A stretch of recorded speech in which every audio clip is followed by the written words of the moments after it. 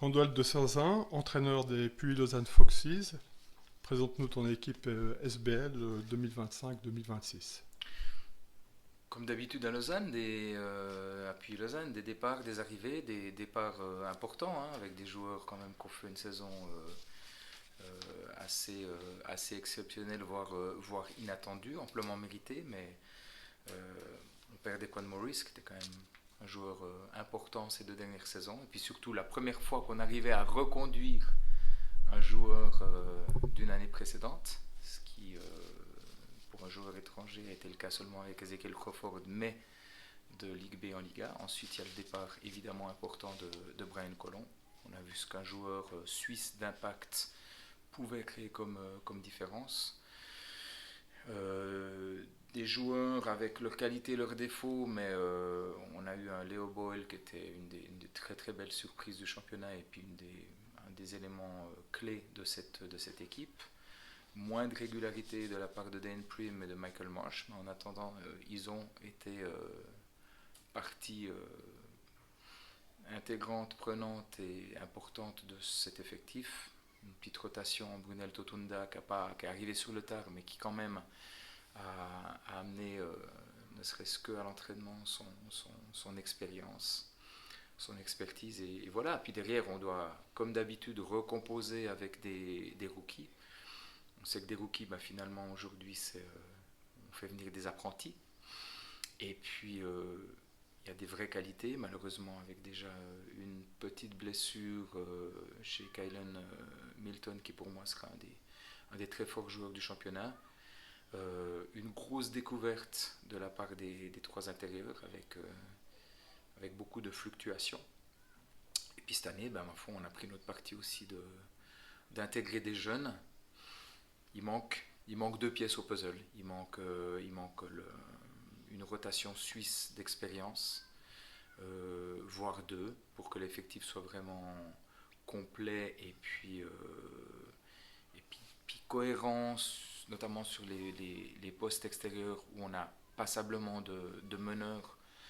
Euh, mais voilà, on ne peut pas imaginer une blessure de Jamal George ou de Flo Steinman, qui déjà maintenant, en match amicaux, sont pratiquement sur régime. D'accord. Donc tu dis qu'il y aura encore des nouveaux Je ne dis arrivés. pas qu'il y aura des nouveaux arrivés. Moi, je fais toujours en fonction. Alors, des possibilités, il y en a. Il y a des joueurs qui sont sur le marché. Il y en a 2 qui s'entraînent avec nous, qui seraient justement les pièces manquantes de ce puzzle. Euh, pour le moment, je connais pas assez, j'ai pas assez de visibilité sur la situation financière pour pouvoir m'engager plus ou engager le club davantage. Alors la saison passée, vous avez terminé troisième, c'était un très bon résultat, mais il y avait quelques problèmes, notamment au niveau défensif, avec une défense un peu permissive parfois. Alors il y a des joueurs qui défendaient pas trop bien, disons, qui sont plus là. Alors j'imagine qu'un des objectifs cette année, c'est de retrouver une défense agressive. Je te laisse seul juge par rapport à ces considérations technico-tactiques. D'accord, mais par rapport à la défense, l'idée Moi, je c'est... retiens la troisième place. Ouais, On peut pas tout avoir avec des joueurs au prix qu'on les avait. d'accord, On a fini troisième. C'est la troisième équipe hiérarchiquement d'un championnat national. Avec la plus petite masse salariale, ça j'en ai la certitude. ok. Alors sinon, quels sont les objectifs pour la saison? Gagner le prochain match, Ouais, il serait illusoire face à Fribourg Olympique et puis Genève. Genève, on l'a déjà vu en pré-saison. On n'est pas dans la même catégorie. Euh, L'idée, c'était effectivement de gagner du terrain progressivement, c'est de progresser. Mais là, on a vu encore une fois que c'était des Boris Mbala, c'était des Noé Nabir, c'était des Paul Gravet, c'était des joueurs suisses d'expérience. Au-delà du fait que Johan James a tout gagné en tant que joueur étranger, c'est pas la même chose qu'un jeune qui découvre tout des mœurs européennes, qui n'a aucun repère, rien du tout. Donc, euh, donc voilà, après, qu'est-ce qu'on peut attendre d'équipes comme Massagno avec 2 vétérans, mais qui sont des joueurs qui connaissent le championnat comme le fond de leur poche, ex-joueurs clés de l'équipe nationale, 3 étrangers voilà, qui sont des étrangers, qui ne sont pas non plus dans la même gamme de prix. Est-ce que ça va tourner à 5? Est-ce que ça va s'essouffler? Est-ce qu'ils vont renforcer l'effectif? J'en sais rien du tout. Trop peu de visibilité par rapport à des équipes comme Nyon ou comme ça, mais qui ont fait quelque chose de cohérent, qui ont pris leur temps. Et puis après, bah, y a Kylian Martin qui est encore sur le marché. Euh, Moi, je me suis positionné très vite, mais avec très peu de moyens. Donc voilà, ça va du côté de Nyon. On a goûté maintenant à Monté et puis à Star Wings, qui devrait gêner certaines équipes, notamment à domicile, mais qui vont pas, je pense, pouvoir ambitionner le top 4. Donc il y a beaucoup d'inconnus. Donc moi, mon seul objectif, c'est que cette équipe grandisse, cette équipe s'améliore. Elle s'est déjà améliorée. Ben voilà, au complet, on gagne chichement en prolongation. C'est anecdotique, mais à Bâle.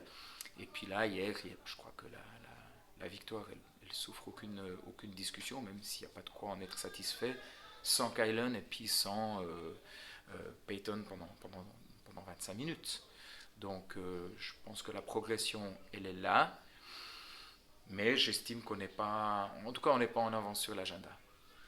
Hier, je précise que c'est le match contre Star Wings, hein, puisque Oui, oui. euh, le game winner vous place quatrième du championnat. Comme je disais, la saison passée, troisième. Tu as déjà un petit peu répondu, mais est-ce que c'est flatteur ou... Je crois que l'année passée,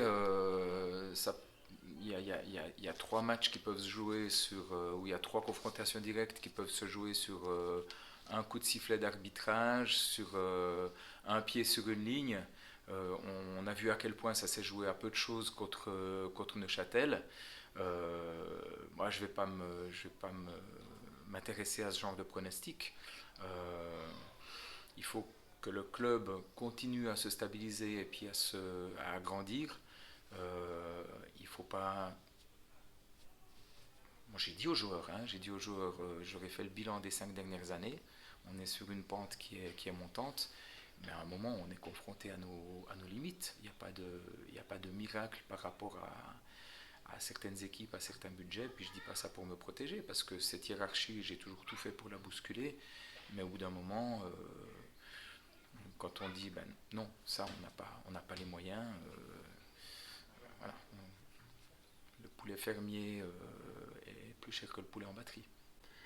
Un petit mot sur l'équipe Espoir, U23, qui sont un peu le réservoir de la première équipe, les jeunes qui montent, qui sont intégrés dans la première équipe. Il y a un nouvel entraîneur qui est pas si nouveau puisqu'il avait déjà entraîné en U23 en 2022-2023 avec des résultats un peu mitigés. Il y avait eu des joueurs qui avaient été intégrés un peu qui n'étaient pas tout à fait dans le projet. Je voulais savoir quel garde-fou il y aurait cette année pour éviter ces problèmes. Je crois que ça aussi c'est quelque chose de. Je pense en comparaison n'est pas raison. Je pense que c'était une autre époque où le club n'avait pas posé les mêmes bases. Il faut aussi dire que cet entraîneur U23, aujourd'hui, il a été entraîneur U18 de ces mêmes joueurs. Il a eu un vrai rôle dans la progression de ces joueurs. Euh, des garde-fous, quels garde-fous ont été posés la saison passée? Encore une fois, ça c'est pas à moi de juger. Euh, Au fil des années, moi j'ai demandé à me concentrer de plus en plus sur la première équipe. Il y a déjà beaucoup à faire. J'ai toujours un regard sur la philosophie de jeu du club. On me consulte par rapport à ça. Euh, mais voilà, je pense que Eldin, puisque c'est clairement de lui que tu parles, euh, connaît le fonctionnement de la maison, connaît la philosophie. Ben voilà, c'était le premier à me demander le playbook de la SBL pour essayer de mettre en place des choses qui soient les plus cohérentes et les plus en adéquation possible que ce qui se fait avec l'équipe de SBL. Ok. Alors, merci. Et puis, premier rendez-vous, premier match de la saison, samedi 27 septembre à 17h30 contre Massagno. Alors, belle saison et tout de bon. Merci.